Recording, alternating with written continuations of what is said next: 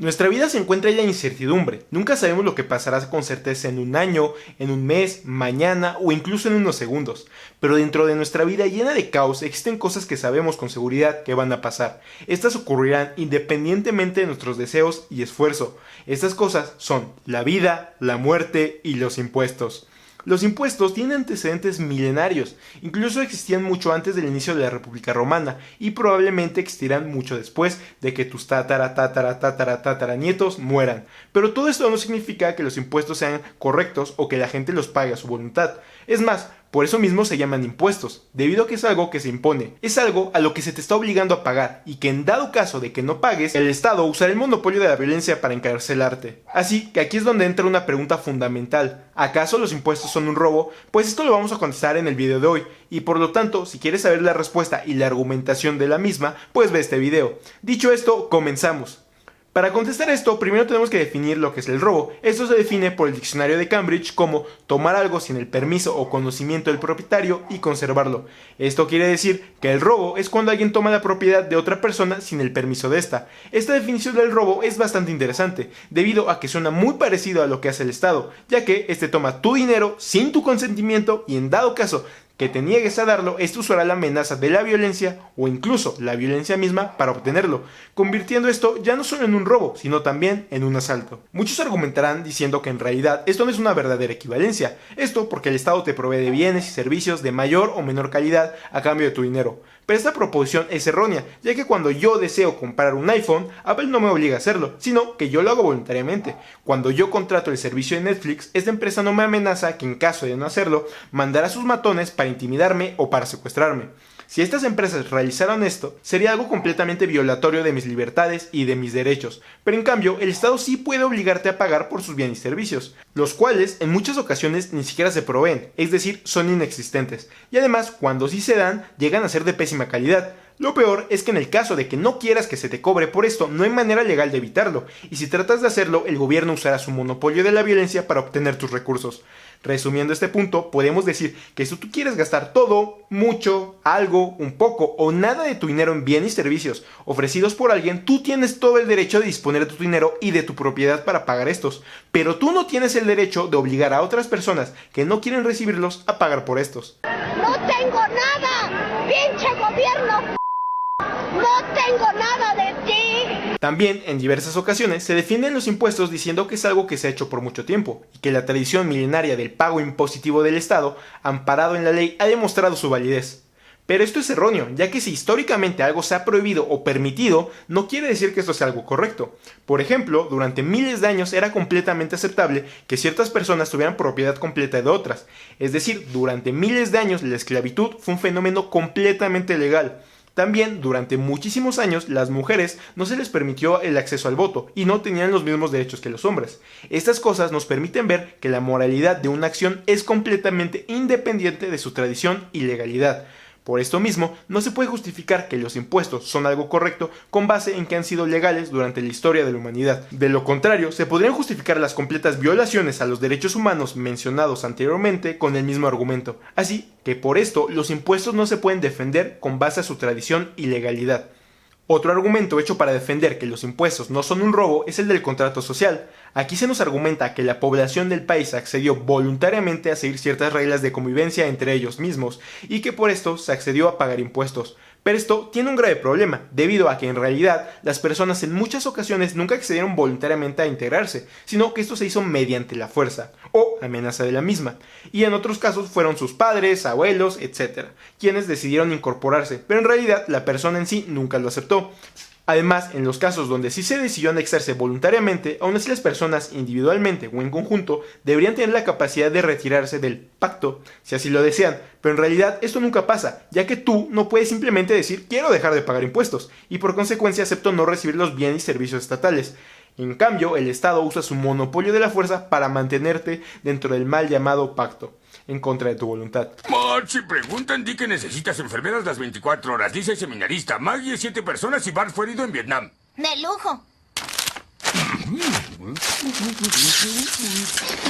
Relacionado con lo anterior, Respecto al contrato social, también se argumenta que el Estado representa la voluntad de la sociedad y por eso mismo un acto que para una persona común y corriente podría considerarse como ilegal o inmoral, sí es válido para este organismo. Esto es erróneo en varios niveles. Para entender la razón de esto, permítanme poner un ejemplo. Supongamos que tú tienes una casa. Si una persona te la arrebata sin tu consentimiento, pues podemos decir con toda seguridad que simplemente esta persona es un ladrón. Si 10 personas lo hacen, este acto sigue siendo un robo, y cuando en lugar de 10 son 1.000.000, en realidad la cuestión no ha cambiado para nada. Aún te siguen quitando tu propiedad sin tu consentimiento. Lo único que cambió fue la cantidad de gente que son criminales. Esto se resume perfectamente con la siguiente frase de Frédéric Bastiat. ¿Cómo identificar el saqueo legal? Muy simple. Vea si la ley toma de algunas personas lo que les pertenece y se lo da a otras personas a las que no les pertenece. Vea si la ley beneficia a un ciudadano a expensas de otro al hacer lo que el ciudadano mismo no puede hacer sin cometer un delito. Es decir, cuando el Estado comete una acción que de ser realizada por un ciudadano ordinario, este estaría cometiendo un crimen, pues simplemente el Estado está cometiendo un crimen que fue legalizado por él mismo. Además de esto, puedo decir con seguridad que si Frédéric Bastiat siguiera vivo, les pediría a ustedes que se suscriban y activen las notificaciones para este canal de YouTube. Esto debido a que haciendo esto, dando like y comentando, ayudan a que este video le llegue a más personas y así se difundan las ideas de la libertad.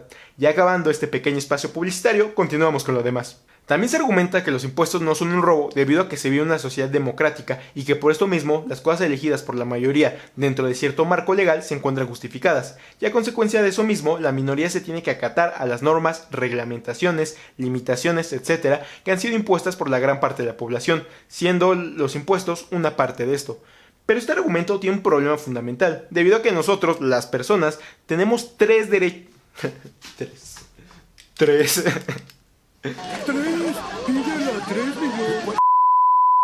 Pero este argumento tiene un problema fundamental, debido a que nosotros, las personas, tenemos tres derechos naturales por el simple hecho de ser seres humanos, es decir, por nuestra naturaleza humana. Estos son la vida, la propiedad y la libertad. El derecho a la vida nos dice que nadie puede atentar o quitarnos nuestra vida sin nuestro consentimiento, es decir, que nadie tiene el derecho a matarnos o herir nuestro cuerpo. El derecho a la propiedad nos dice que nosotros podemos disponer de nuestras cosas, ya sea ropa, casas, celulares, lavadoras, etc., y que nadie nos pueda arrebatar esto sin nuestro consentimiento. En pocas palabras, que nadie tiene el derecho a robarnos. El derecho a la libertad nos dice que nosotros somos libres de seguir nuestro propio proyecto de vida sin que nadie use la violencia para impedirlo. Es decir, que nosotros somos libres de actuar como queramos mientras no afectemos a terceros directamente. A consecuencia de estos derechos naturales que todas las personas tenemos, si tú te encuentras con otras 9 personas en un cuarto y 8 de estas personas votan para golpearte, quitarte tu cartera, aunque haya sido algo elegido democráticamente, sigue siendo un atentado contra tu vida y propiedad. En una comunidad hay 1000 personas y 800 deciden que las personas de cierto color de piel deben ser exterminadas, sigue siendo un ejercicio democrático, pero es algo completamente violatorio de los derechos individuales de estas personas. Resumiendo este punto, podemos decir que los derechos fundamentales no están sujetos a las decisiones del Estado, ni a las decisiones de una mayoría poblacional, sino que son inviolables y nos corresponden en todo momento, y en todo lugar, por el simple hecho de ser humanos. Por esto mismo, no se puede justificar los impuestos en que es algo decidido por la democracia, ya que estos atentan directamente a nuestra propiedad. Otro argumento es que el Estado decide cobrar impuestos para poder beneficiar a los menos desafortunados mediante el gasto estatal, y que por esto mismo esta acción es correcta, moral y no es un robo. Contestando esto, permítanme empezar a cuestionando las supuestas intenciones del Estado, ya que dudo muchísimo que los agentes políticos involucrados en el mismo deseen el bien común. Creo yo que es más probable que quieran obtener poder y mantenerlo, y que por esto mismo quieren crear redes clientelares que les permitan realizar esto. Pero para fines prácticos, supongamos que realmente quieren ayudar a la gente. Pues en realidad esto no cambia para nada que los impuestos son un robo. Esto debido a que no podemos calificar la naturaleza de una acción con base a las intenciones de quien la cometió. Es decir, que independientemente de la razón por la que algo se hizo, esa cuestión se sigue haciendo. Por ejemplo, si alguien comete un robo por el simple hecho de querer más dinero y por ser completamente avaricioso, pues esta persona se encuentra cometiendo un robo. En cambio, si alguien que es incapaz de encontrar un trabajo y de sostenerse a sí mismo comete un robo, pues esta acción sigue siendo un robo. Esto debido a que independientemente de la intención o necesidad, le estás quitando a alguien su propiedad sin su consentimiento.